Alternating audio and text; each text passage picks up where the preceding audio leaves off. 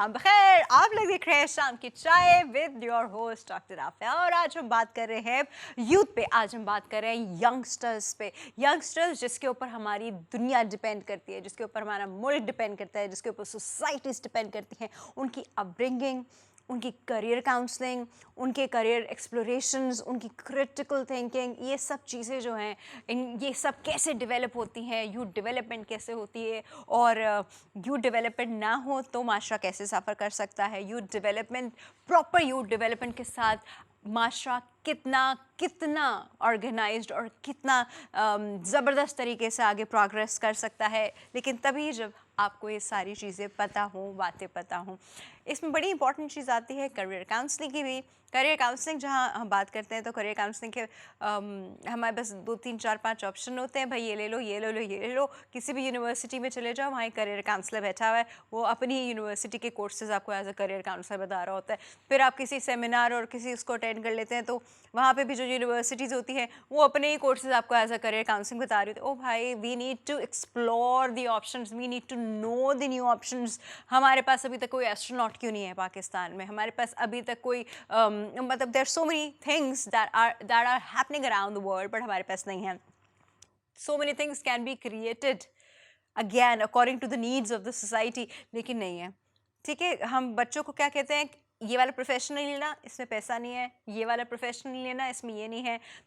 तुम अपना बिजनेस करना है, तुम अपना बिजनेस ना करना, तुम्हें जॉब्स की तरफ तुम जाओ, तुम ये करो। तो ये क्या जॉब्स की तरफ जाओ और बच्चों के एम क्या होते हैं? मैं एक दिन वाइस प्रेसिडेंट बन जाऊंगा, ये एम्स होते हैं। बैंकिंग सेक्टर में आ गए तो ये बनना है, डॉक्टर आ गए तो प्रोफेसर बन जाएंगे, मैक्सिमम इंजीनियर आ गए तो भाई चीफ इंजीनियर हो जाएंगे। वो life is way more than that. Professions are way more than this. अगर एक बच्चा अपनी खुशी से एक फील्ड सिलेक्ट करता है, जैसे उसको खाने पकाने का शौक है, that is a field man. That is सिर्फ ये नहीं कह सकते कि वो एक शेफ़ बन जाएगा और किसी होटल में लग जाएगा और ये वो अपना खुद का रेस्टोरेंट कर सकता है, वो आगे इसके कोर्सेज करा सकता है, वो उसमें नई नई चीज़ें डिस्कवर कर सकता है, वो नई रेसिपीज़ बना सकता है, वो रेसिपी डेवलपर की तरह फेमस हो सकता है। There are things he can do, but only if he get the right exposure and he gets to meet the right people. तो ये सब कैसे होगा, ये बात करेंगे हम आज के शो में। आप लोगों ने कुछ नहीं करना है, आप लोगों ने बिल्कुल चैनल चेंज नहीं करना है। हाँ, लेकिन एक काम आप लोगों ने ज़रूर करना है। हमारा फेसबुक, हमारा सोशल मीडिया फोरम, हमारा इंस्टाग्राम, हमारा YouTube channel like, follow, subscribe कीजिए और अपना फीडबैक दीजिए। feedback@hnow.tv पे बात कर रहे हैं कि नौजवान हमारा मुस्तकबिल है। वैसे ये चीज़ हर ज़माने में ही है। नौजवान नस्ल जो होती है वो एक सोसाइटी का मुस्तकबिल होती है, लेकिन वो मुस्तकबिल डिपेंड किस पे करता है? वो हमारे उन हजरात पे करता है जो अब नौजवानी की स्टेज क्रॉस करके ओल्ड एज की तरफ जा रहे हैं। उन्होंने उनको क्या सिखाया है, क्या बताया है, कैसे बड़ा किया है, क्या एथिक्स दिए हैं, उसके साथ एजुकेशन क्या है, और वो ज़माने के साथ अपने आप को ग्रूम कर रहे थे, नहीं कर रहे थे। हमारे नौजवान किस रास्ते पे जा रहे हैं, सही भी है, गलत भी हैं, कभी कभी दोनों का मिक्सचर भी है। अप्रोच उनकी कितनी पॉजिटिव होती है, कितनी नेगेटिव होती है, कितने होपफुल होते हैं, कितने होपलेस होते हैं, टॉलरेंस लेवल हमारे यहाँ नौजवानों में अब क्या है, इन सब पे बात करने के लिए हमारे पास मौजूद हैं लर्निंग प्रैक्टिशनर हैं जी, और आपको सॉफ्ट स्किल ट्रेनिंग देते हैं, HR से उनका ताल्लुक़ है। हमारे पास मौजूद हैं अम्मार शेख। अस्सलाम वालेकुम। वालेकुम सलाम। Thank you so much for having me here. Thank you so much for coming. Means a lot. आपने माशाल्लाह काफ़ी अच्छा तारुफ करा दिया। अच्छा, मैंने तो भी कुछ कराया, अभी तो आप कराएंगे, अभी तो आप बताएंगे कि आप क्या क्या करते हैं। वैसे मैं एज एन HR प्रोफेशनल हूँ, साथ साथ ट्रेनिंग का मुझे बहुत शौक है। किस तरह की training? Physical training, bicep tricep? No, it's like a soft skills. लेकिन जिस तरह आपको अपने फिजिकल बाइसेप ट्राइसेप की ट्रेनिंग की ज़रूरत होती है, इसी तरह मेंटल मसल्स की भी नीड होती है। सो मेरा काम मेंटल में मसल्स होते हैं। Yes, mental muscles. Mental muscles क्या? बिकॉज न्यूरो साइंस, अगर आप न्यूरो साइंस देखें तो आपके पास एक सेल्स हैं जिसके थ्रू आप मुख्तलिफ नॉलेज डिलीवर कर रही होती हैं। लाइक जिस तरह अभी आपने जो इंट्रोडक्शन कराया, उसके थ्रू आपका न्यूरो साइंस पीछे आपके माइंड के अंदर काम कर रहा है। तो मेरा काम जो है ख़ासतर नौजवानों के साथ काम करना, कॉर्पोरेट प्रोफेशनल्स के साथ काम करना। नौजवानों के साथ बहुत ज़्यादा दिलचस्पी है क्योंकि ख़ुद भी नौजवान हूँ। चलिए, बताना पड़ गया। मेरा काम थोड़ा डिफरेंट है। मैंने काफ़ी कम्युनिटी वर्क भी करा है, सोशल वर्क भी करा है, साथ साथ मुख्तलिफ प्रोजेक्ट्स में काम करा है। एक बहुत रिनोड प्रोजेक्ट है कराची के अंदर चल रहा है, अज़्म नौजवान, जो डिफरेंट अज़्म नौजवान, अज़्म नौजवान, ओके। जो कि कराची के 6 के ये 6। नौजवान में स्टेज क्या क्या आती है? दिल भी तो कभी कभी नौजवान होते हैं लोगों के। दिल नौजवान नहीं हो तो फिर मज़ा ही नहीं आता। एग्जैक्टली। लेकिन आपके नौजवानों की में एज ग्रुप क्या है?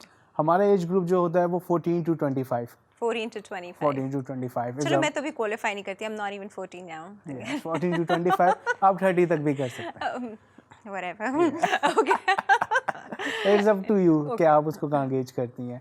सो मेरा काम ख़ास तौर पे कम्युनिटी के जो लोग हैं, स्टेक होल्डर्स हैं, उनके साथ काम करना। वहाँ पे ख़ास तौर पे जो हमारे पास यूथ है उनको ट्रेन करना। हमने देखा है कि यूथ में बहुत ज़्यादा कैपेसिटी बिल्डिंग की कमी है। सर्टेन स्किल सेट उनके पास मौजूद नहीं होता है।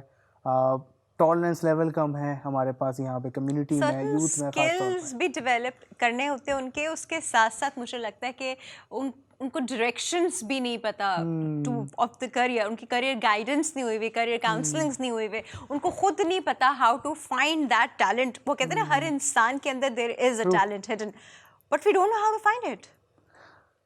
It's a long story. No, we want to know the long story. Yes. एक इंसान का मुझे बताएं कि उसको बाय व्हाट एज, किस एज में उसको पता चल जाना चाहिए कि उसके अंदर क्या टैलेंट है, वन, और कैसे मालूम करेगा वो कि उसके अंदर ये टैलेंट है। So is a different aspect. अगर आप पाकिस्तान के अंदर देखें, जो हमारा एकेडमिया है, उधर करियर काउंसलिंग की बहुत ज़्यादा लैक ऑफ अवेयरनेस आप कह सकते हैं कि यहाँ पे स्टूडेंट्स को पता ही नहीं होता उनको क्या करना है। मैट्रिक कर रहे हैं, सना ने कहा है तो रुखसाना ने भी कर लिया, काशिफ ने कहा तो बिलाल ने भी कर लिया। सब एक ही दौड़ की तरफ भागने लग जाते हैं। ये एक अलमिया है हमारा सोसाइटी का जो हम देख रहे हैं यहाँ पे।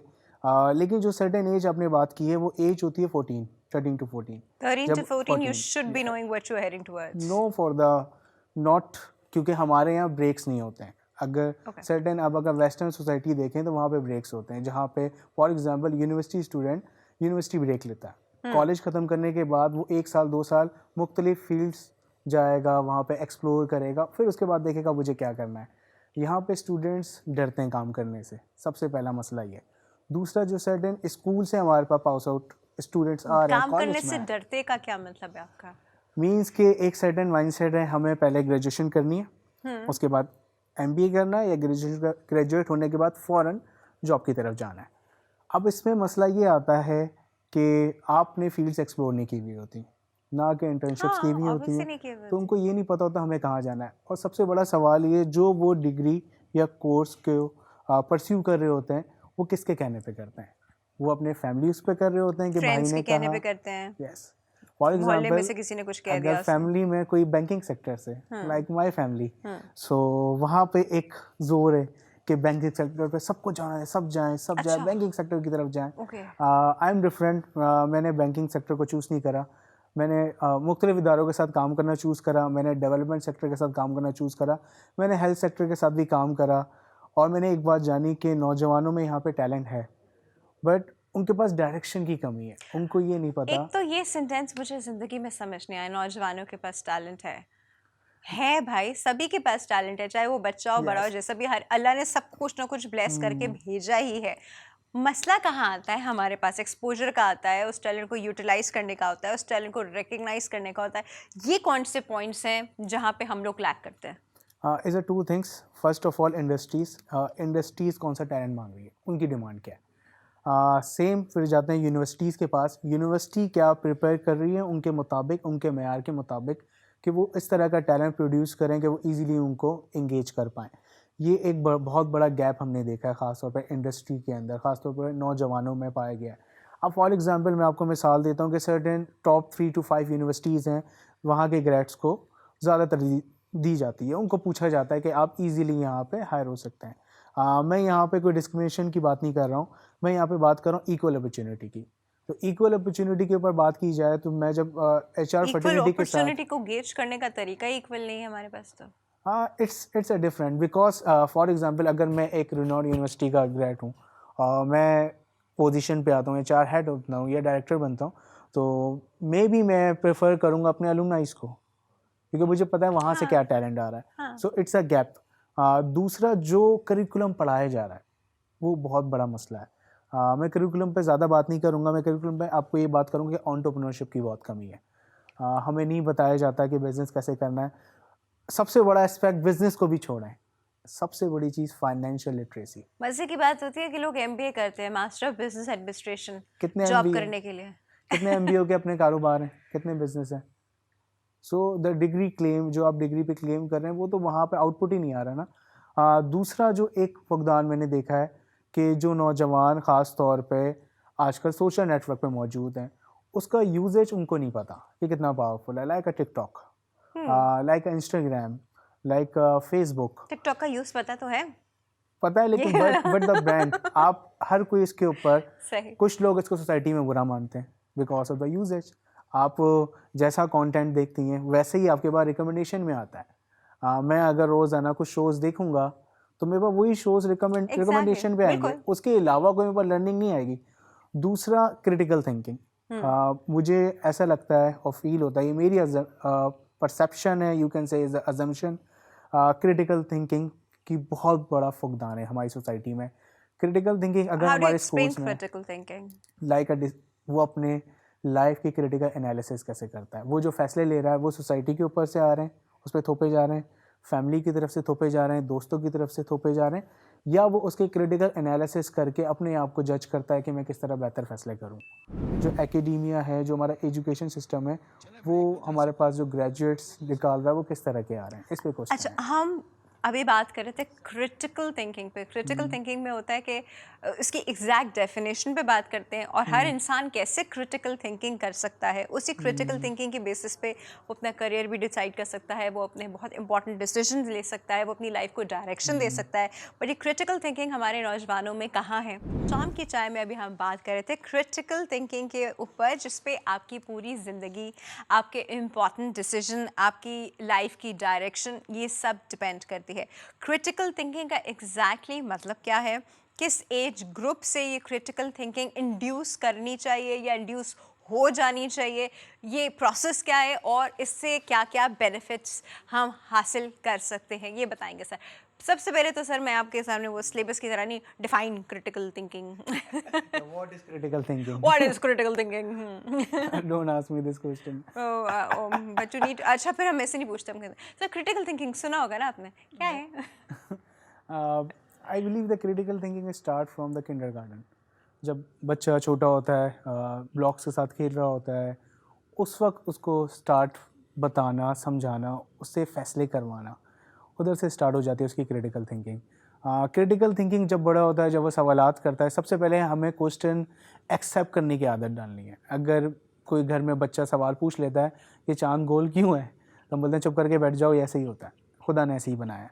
Without give her a logic, क्योंकि क्रिटिकल थिंकिंग के अंदर आप लॉजिक तलाश गोल करता क्यों है। होता है? As the asking same question, बच्चा आपसे पूछेगा ऊपर जो आसमान है ये इस तरह के कलर्स क्यों दिखा रहा है, या आसमान इस तरह के शेप्स क्यों बनाता है। आप उसके साथ बैठ के एक्सप्लोर करें। जब उसको आप एक्सप्लोर कराते हो, वहाँ से उसकी क्रिटिकल थिंकिंग एनालिसिस स्टार्ट हो जाते हैं। सवालत से भागना पेरेंट्स का एक बहुत बड़ा मशगला है, वो भागते हैं। नहीं, मशगला नहीं है, दे गेट इरिटेटेड, क्योंकि बच्चा Sometimes. फिर इतने क्रिटिकल किस्म के सवाल कर रहा होता है और जो हमको स्टूपिड क्वेश्चंस लग रहे होते हैं, वो स्टूपिड क्वेश्चन उसकी थिंकिंग पावर डेवलप करने के लिए बड़े इंपॉर्टेंट होते हैं। इस वजह से पेरेंट्स इरिटेट हो रहे होते हैं, एक्चुअली उनको इरिटेट होकर नहीं, सब्र और तहम्मुल से उसका जवाब देना होता है।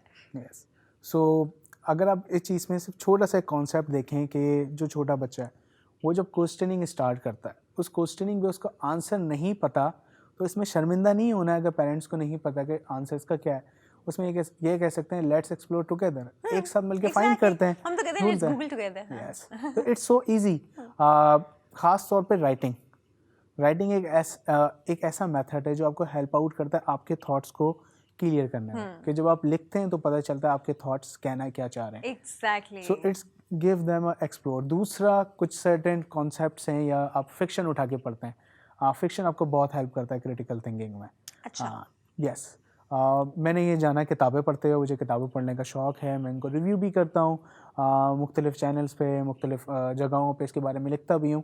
सो मैंने एक बात जानी कि जब आप किताबें पढ़ते हो उसको अप्लाई करते हो, एक होता है नॉलेज गेनर कौन होता है, जो पढ़ रहा है बस दिमाग में मौजूद है, एक होता है अप्लायर, जब आप अप्लाई करते हो तो ऑटोमेटिक आप जान लेते हो जो बात उस ऑथर ने की है उसकी रेलेवेंस कितनी मौजूद है माशरे के अंदर, या जो बात कर रहा है वो कितनी इम्प्लीमेंट हो सकती है। इससे भी मैं क्रिटिकल थिंकिंग के अंदर कहता हूँ, क्योंकि मैं ऑथर को पूरी तरह नहीं मानता। अगर आप किसी को हाँ। 100% मानना स्टार्ट कर दें Exactly. तो फिर वो एक ब्लाइंड फोल्ड आ जाता है। जैसे ही ब्लाइंड फोल्ड आपके आंखों के सामने आ गया, आपकी क्रिटिकल means के थिंकिंग बंद हो गई। खत्म, क्लोज, क्योंकि मैंने एक्सेप्ट कर लिया। एक्सेप्ट करना is not a bad thing, लेकिन उसके एनालिसिस करना अच्छी बात होती है कि आप उसको ये इस तरह भी एनालिसिस तो हो करते सकता हैं। था, ये इस तरह भी, ये इसने ऐसे क्यों कहा, ये इसने ऐसे Yes. क्यों लिखा, ये अप्रोच कैसी थी, ये सब चीज़ें ऑल्टरनेट, ये सब चीज़ें सोचना जो है ये क्रिटिकल थिंक कर सकता है। Yes. और हर बच्चे को अगर हम चाहते हैं कि वो एक बड़ा करामत कंस्ट्रक्टिव एक यूथ हमारी बने, तो उनको क्रिटिकल थिंकर होना चाहिए। अब ये क्रिटिकल थिंकिंग हम बच्चे में इंड्यूस करते हैं या कुछ बच्चे by birth naturally critical thinker होते हैं, क्या सिनेरियो है? द वन बुक जो दुनिया में बताई भी जाती है, अगर आप जूइश माशरे को उठा के देखें, सोसाइटी को देखें, यहूदियों को, तो उनके अपब्रिंगिंग जब से हो जाती है जब माँ जो है प्रेग्नेंट होती है, हाँ। उम्मीद से होती है, तो उसी वक्त उनका टीवी बंद हो जाता है, उनके मामलात बंद हो जाते हैं। उसके बाद वो मैथमेटिकल क्वेश्चन सॉल्व करती हैं। क्यों करते हैं? ताकि वहाँ उसके एनालिसिस बेहतर हो, कॉन्सेप्चुअल थिंकिंग बिल्ड हो। ये स्टार्ट होती है फ्रॉम बर्थ टू डेथ। वो जब तक पैदा हुआ है उसके मरने तक वो ये स्किल्स डेवलप कर सकता है बहुत आसानी से, और उसके हो भी रहे होते हैं, उसको पता भी चल रहा होता है, लेकिन वो इग्नोर कर रहा होता है due to society pressure. For example, एक स्टूडेंट है जिसको पता चल चुका है कि ये मेरा काम नहीं है, ठीक है, सर्टेन इशू, सर्टेन वजूहात की बिना पे वो काम परस्यू कर रहा था, कोई बुरी बात नहीं है। मैं ये कहता हूँ कि do what you love, it's okay, but love what you do. जो काम कर रहे हो उससे भी मोहब्बत होनी चाहिए, जो करना चाहते हो उससे मोहब्बत करते हो, कोई बुरी बात नहीं है। क्यूरियस होना अच्छी बात होती है, और क्यूरियोसिटी ही आपको लेके जाती है आगे की तरफ। तो क्रिटिकल थिंकर जो होता है क्यूरियस होता है। दूसरा, हमारे यहाँ मज़े की बात है, कंस्ट्रक्टिव किसी को समझाना और डिस्ट्रक्टिव समझाना इज़ अ डिफरेंट थिंग। मैं किसी बात पे डिस्ट्रक्टिव समझाना, किसी को, आप क्रिटिकल थिंकिंग को हमारे यहाँ तनकीदी निगाह से देखा जाता है, तनकीदी नुक्ता। Not necessarily, because of the certain expect जो सर्टेन स्टूडेंट्स कर रहे होते हैं उनको फेस करने को मिलता है। अच्छा, अगर मैं क्लास के अंदर एक सवाल उठाता हूँ और वो सवाल उठाने से प्रोफेसर की अपनी नॉलेज या टीचर की अपनी नॉलेज चैलेंज हो रही है, अब मुझे पता है वो क्या करते थे, आपके साथ क्या किया गया, अपनी ईगो पे ले जाते क्या कहते थे, चुप करके बैठो या क्लास You से will बाहर get चले to know it with time. Yes. ऐसे भी होते हैं। ऐसे भी होते हैं, बता देते हैं, कुछ लोग इसको इंसल्ट समझते हैं, तो वहाँ पे आप ऑटोमेटिक एक्सेप्टेंस के ऊपर चले जाते हैं कि अच्छा ठीक है, मुझे पूछना नहीं है। जहाँ उसने सवाल करना ख़त्म करा वहाँ ख़त्म। हाँ, उसकी वो एक मिसाल है बहुत मशहूर कि जो खत्म। शख्स सवाल नहीं करता वो हमेशा के लिए बेवकूफ़ रहता है, जो सवाल करता है वो सिर्फ उस मूवमेंट के लिए बेवकूफ़ होता है। फॉर एग्जाम्पल, मैंने कोई बहुत माठा, बहुत फुलिश क्वेश्चन पूछ लिया आपसे, आप उस वक्त उस मूवमेंट में मेरा मजाक उड़ाएंगे। Every question could be a foolish question for anyone in the world, but doesn't really mean कि आप इसे पूछे नहीं। Yes. तो मतलब ऑनेस्टली स्पीकिंग क्लास में हम लोग शायद इस वजह से कि यार ऐसे सवाल पूछूंगे तो वो क्या सोचेगा, वो क्या सोचेगा, लोग क्या सोचेंगे, मेरा मजाक उड़ाएंगे।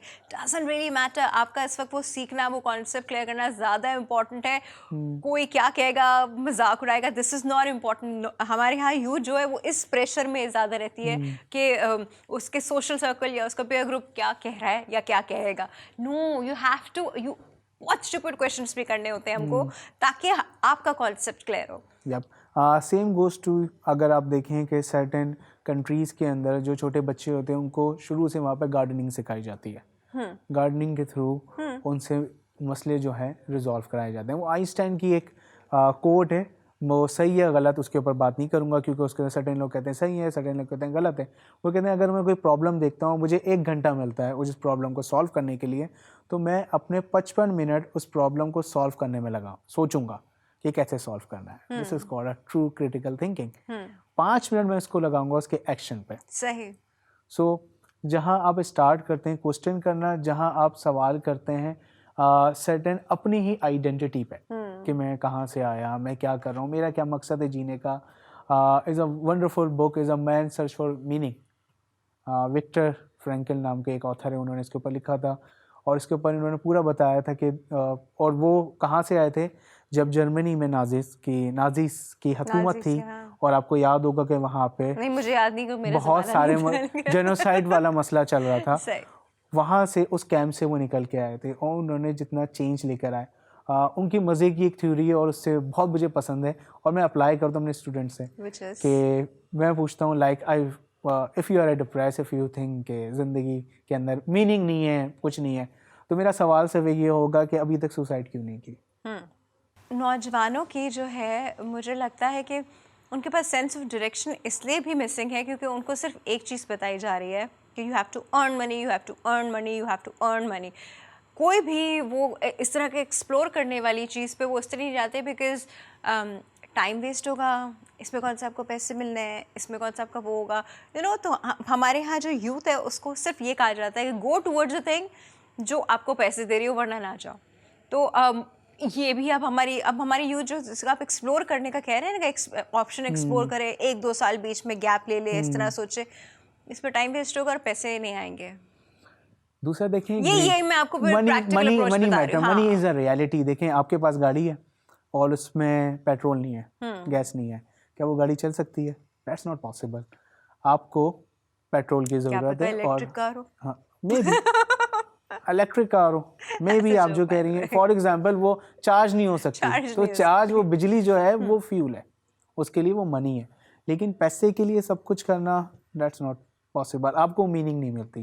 पर मीनिंग हमारे यहाँ अब यही सिखाया जाता है ना, सब बच्चों को यही बताया जाता है, बेटा से पैसा नहीं है, टाइम नहीं वेस्ट करो इसमें। मटेरियलिस्टिक माइंडसेट स्टार्ट कहाँ से होता है, आप ये चेक करें। पेरेंट्स जब वो पेरेंट्स के पेरेंट्स, उनके सोसाइटी, पेरेंट्स, उनके पेरेंट्स, हाँ। एक बच्चे की पर्सनैलिटी शेप कैसे होती है? सबसे पहले एनवायरनमेंट, उसके बाद एजुकेशन, उसके बाद उसका घर आता है।